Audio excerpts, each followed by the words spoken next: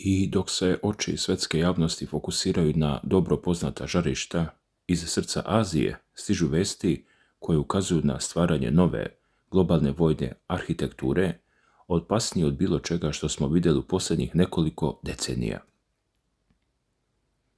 41 zemlja, predvođena silama kao što su Sjedinjene Američke Države, Njemačka, Španija i Norveška, odlučila je da povuče crvenu liniju.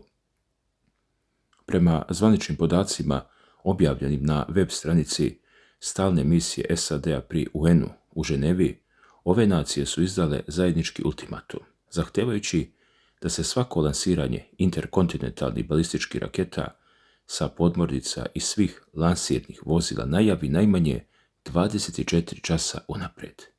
Ovaj zahtev nije samo diplomatska nota, to je pokušaj uvođenja reda u haos. Potpisnice zahtevaju precizno navođenje klase rakete, vremenskog okvira lansiranja, tačne zone udara i vektora kretanja, sve u skladu sa međunarodnim standardima za notifikaciju pilota i mornara. Međutim, ako su ovi navodi tačni, ovdje nije reč samo o sigurnosti vazdušnog prostora, već o otvorenom obračunu sa Kinom. U istoj izjavi se otvoreno sugeriše da Peking bira zbunjujući i provokativan pristup, umjesto transparentnosti lansirajući projektile sposobne da nose nuklearne glave bez ikakve najave iznad zone koje su ključne za američke saveznike. I dok se čeka odgovor iz Pekinga, koji do ovog trenutka nije zvanično reagovao, tlo u regionu se trese. Prema podacima Japanskog ministarstva odbrane koje je preneo TASS ruski, Severna Koreja i Kim Jong-un su iz regiona Wonsan lansirali balističku raketu koja je preletela više od 700 km pre nego što je završila u Japanskom moru. Japanski ministar odbrane S. Koizumi osudio ovaj potez kao direktno kršenje međunarodnih normi i uputio oštar protest Pjongjangu. Seul nije sedao skrštenih ruku. Hitan sastanak Direktorata za nacionalnu sigurnost pri predsjedniku, kojim su prisustvovali predstavnici Ministarstva odbrane i Združenog štaba, rezultirao je jasnom porukom. Seul ove akcije vidi kao provokaciju koja direktno krši rezolucije Vijeća sigurnosti UN-a. Dragi gledaoci, i tu priča postaje još mračnija. Zašto baš sada? Analitičari agencije Yonhap sugerišu da je tajming lansiranja tesno povezan sa predstojećim američko-južnokorejskim manevrima, koji su planirani za period od 17. do 27. avgusta. Pjongjang sve vežbe u kojima će, prema rečima kapetana Yanga Do Yeona iz Združenog štaba Južne Koreje, učestvovati oko 18.000 vojnika, dosledno naziva repeticijom invazije. Ovo nije samo politička retorika. Pjongjang nastavlja sa ubrzanim razvojem nuklearnog oružja i balističkih sistema, uprkos svim sankcijama koje su na snazi, što dodatno produbljuje jaz i rizik od nepredviđenog konflikta. Pazite sad, jer postaje još ozbiljnije. Povezanost Moskve i Pjongjanga više nije samo teorija, ona je postala operativna činjenica. Prema informacijama glavne obavještajne uprave Ukrajine, koje je preneo Reuters, pozivajući se na glasnogovornika Andrija Černjaka, severnokorejska raketna jedinica, naoružana sa čak 150 balističkih raketa i 6 lansera, već se raspoređuje u ruskoj Voronješkoj oblasti. Ukrajinski predsjednik Volodimir Zelenski ide i korak dalje tvrdeći da se Pjongjang sprema da pošalje između 30.000 i 50.000 vojnika na ratište. Iako ekspertinja iz Stimson centra Jenny Town sa dozom opreza govori o ovim brojkama, ističući da su gubici u redovima Severne Koreje već značajni, ona potvrđuje da je njihov doprinos ruskoj ratnoj mašini postao strateški faktor koji se više ne može ignorisati. Podsjetimo se, saradnja je počela sporazumom o strateškom partnerstvu iz leta 2024. godine. Od tada, prema podacima Južnokorejske obavještajne agencije, zabeleženo je da je u sukobima u Kurskoj oblasti poginulo oko 600 severnokorejskih vojnika, dok se ukupan broj žrtava poginulih i ranjenih procenjuje na alarmantnih 4700, tvrde Korejci. Ovo je postalo više od razmjene municije, to je prenos iskustva.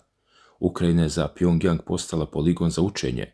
Proučavaju kako funkcionišu savremeni dronovi, veštačka inteligencija, satelitska komunikacija i sistemi elektronskog ometanja. Rusija im zauzvrat pruža znanja o multidomenskom ratovanju koja Kim Jong-un samostalno nikada ne bi mogao da savlada. Ova tehnološka simbioza se proteže i na cyber prostor. Prema izveštajima američkih i južnokorejskih obaveštenih službi koje prenosi Reuters, hakerska grupa Kimsuki, koja je pod sankcijama SAD-a još od 2023. godine kao produžena ruka režima, razvija sofisticirane alate za rad sa modelima veštačke inteligencije. Oni koriste ove tehnologije za automatizaciju napada, analizu podataka i špijunažu, dok južnokorejska firma Genians upozorava da su otkriveni čak i lažni finansijski dokumenti verovatno generisali veštačkom inteligencijom. Iako treba naglasiti, ove nalaze južnokorejske firme još nije moguće nezavisno potvrditi. Trend razvoja je jasan. Pyongyang gradi sposobnost da kreira haos u digitalnom svetu baš kao i na bojnom polju. Da Kim Jong-un nikoga ne sluša, potvrđuje i napetost koja se širi ka Tokiju. Severnokorejska agencija KCNA kroz pero međunarodnog sigurnosnog komentatora Kanga Von Chola optužila Japan za revanšizam. Njihova godišnja Bela knjiga o odbrani za 2026. godinu ocenjena je kao priprema za drugu invaziju na Korejsko poluostrvo. Kim Yo-jong, sestra lidera Severne Koreje, već nedeljama pojačava pritisak upozoravajući na dodatne vojne mere ukoliko Japan nastavi sa modernizacijom svojih snaga uz podršku Vašingtona. Čak i zamjenik ministra spoljnih poslova Yang Geum-shol za moskovski komsomolec izjavio da Pyongyang smatra neophodnim razvoj kapaciteta za odmazdu, optužujući Seul da uz konsultacije sa SAD gradi temelje za stvaranje drugog AUKUS-a kroz nuklearne podmornice. I dok se ova politička i vojna oluja sprema na Dalekom istoku, front u Ukrajini nastavlja se. Kako izveštava Astana TV, pozivajući se na Euronews, ruske snage su izvele masovne udare na Kijev, Zaporožje i Dnjepropetrovsku oblast.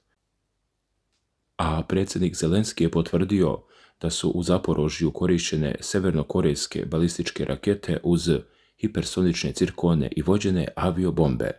Na drugoj strani, Rusko ministarstvo odbrane sa druge strane ostaje pri stavu da su ciljani isključivo vojni i logistički centri, što samo pokazuje koliko su interpretacije stvarnosti na terenu dijametralno suprotne. Zašto je sve ovo ključno, ljudi? Zato što se granice između lokalnih sukoba i globalne konfrontacije briše. Kada severnokorejske rakete pogađaju gradove u Ukrajini, a ruska tehnologija se testira u blizini Japana, to više nije daleko od nas. To je lančana reakcija. Svaki potez, bilo da je reč o slanju desetina hiljada vojnika, bilo o zajedničkim ultimatumima 41 zemlje, menja ravnotežu snaga i stvara svet u kojem mir postaje samo predah između dve krize. Kada pogledate sve ovo, od tehnološke razmjene, preko hakerskih napada veštačkom inteligencijom, pa sve do konkretnih borbenih dejstava, postavlja se niz pitanja. Da li je svet ovako iscepkan i podijeljen uopšte u stanju da spriječi dalje eskalacije ili smo već prešli tačku bez povratka? Kako običan čovjek, gledajući vesti o nuklearnim podmornicama i hipersoničnim raketama, može da veruje da diplomatija još uvijek ima smisla? I, dragi gledalci, na samom kraju postavit ću vam samo jedno pitanje. Neću da vas zamaram sa 10 različitih pitanja, niti da sada ponavljamo sve ono što smo prošli kroz ovu priču.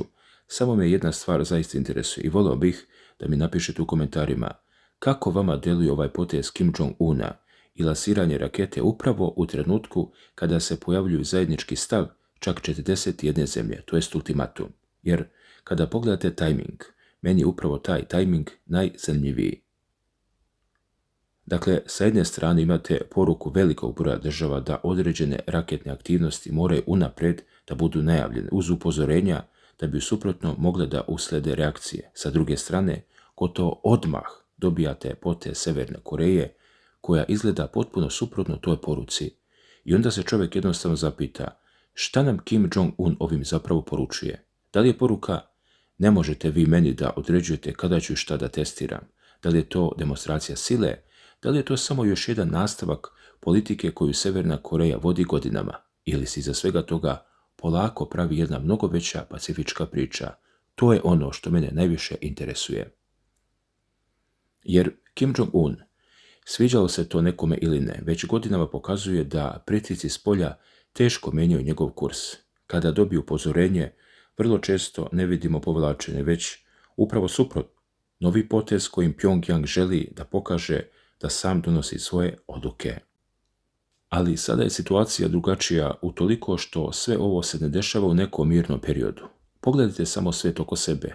Imamo rat u Ukrajini koji traje i koji je promenio čitavu evropsku bezbednosnu sliku. Imamo Bliski istok koji je posljednjih godina prolazio kroz ogromne potrese. Imamo Afriku gdje se također menjaju savezništva, pojavljuju novi centri moći i vode borbe za uticaj. A sada sve češće gledamo prema Pacifiku i upravo mi to nije prijatno. Ne kažem da će sutra izbiti nekakav veliki sukob, to niko ozbiljan ne može da tvrdi i ja ne želim da glumim proroka, ali kada se istovremeno povećava broj vojnih upozorenja, raketnih testiranja, manevara, političkih poruka, onda to jednostavno ne može da se ignoriše. Posebno zato što Severna Koreja nije sama u tom prostoru.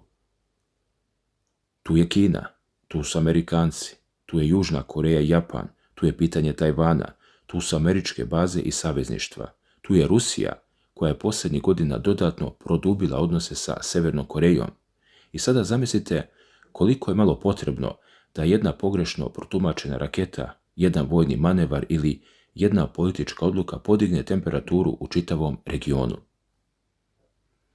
Zato sam na početku ove priče i potencirao Kinu, jer kada veliki broj zemalja šalje zajedničku poruku, treba gledati ne samo ono što piše u toj poruci, nego i kome je ona politički najvažnija. A onda Severna Koreja povuče svoj potez.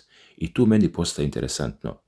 Ne zato što mislim da je Kim Jong-un dobio nekakav papir, pročitao ga i rekao, sada ću baš zbog toga da lansiram raketu.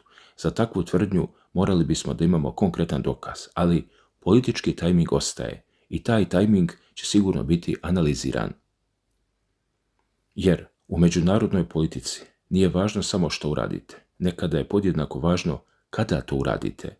Ako neko od vas prati Severnu Koreju duže vrijeme, zna da je tamo raketni program mnogo više od vojne tehnologije. To je instrument političkog pritiska, pregovaranja i pokazivanja da Pyongyang neće lako prihvatiti pravila koja mu drugi postavljaju.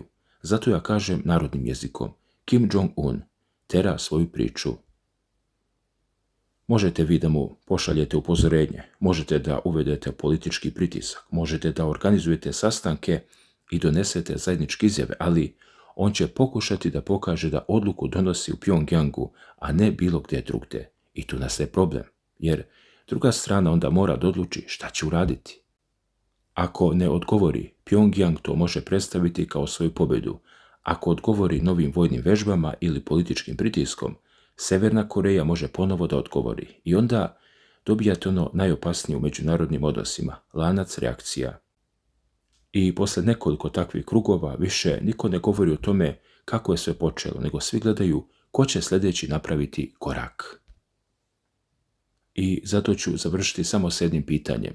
Kako vama izgleda ovaj potez Kim Jong-una? Da li lansiranje u ovakvom trenutku samo još jedna demonstracija severnokorejske politike i poruka da Pyongyang neće slušati pritiske s polja? Ili vi, kao ja, imate osjećaj da se na Pacifiku polako slaže jedna mnogo ozbiljnija priča? Napišite mi samo to u komentarima, jer Europu već gledamo, Bliski istok također, Afriku gledamo. A sada ćemo izgleda morati mnogo pažljivije da gledamo i prema Pacifiku.